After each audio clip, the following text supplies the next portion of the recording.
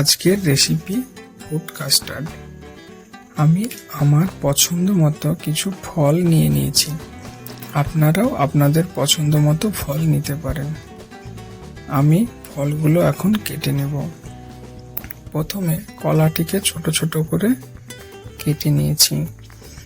তারপর কিছু কালো আঙ্গুর এবং সাদা আঙ্গুর নিয়েছি, সেগুলোকেও ছোট ছোট করে কেটে নিয়েছি। তারপর একটি ছোট্ট আপেল নিয়েছি, সেটাকেও ছোট ছোট করে কেটে নিলাম।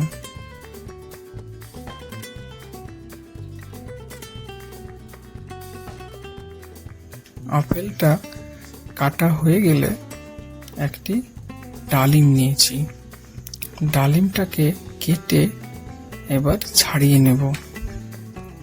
ডালিমটা ছাড়ানো হয়ে গেলে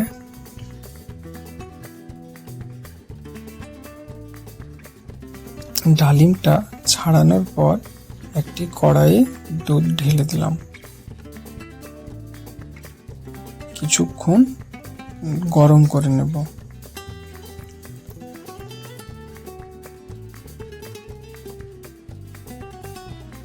দুধটা হালকা গরম হয়ে গেলে স্বাদ অনুযায়ী চিনি দিয়ে দিলাম।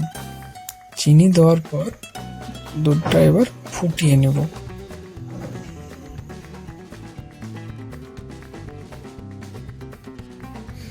দুধটা ফুটে গেলে এবার একটা বাটিতে 2 চামচ কাস্টার্ড পাউডার দুধ দিয়ে গুলে দিয়ে দেব।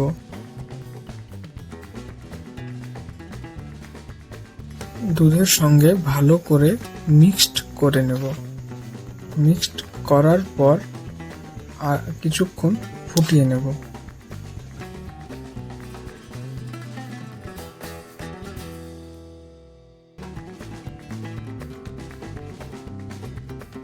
দুধটা একটু ঘন হয়ে এলে নামিয়ে নেব।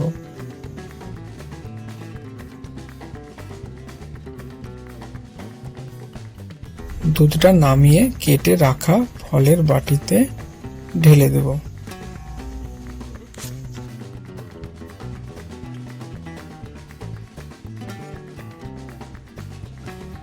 এবার কিছুক্ষণ ফ্রিজে রেখে ঠান্ডা ঠান্ডা ফ্রুট কাস্টার্ড পরিবেশন করুন।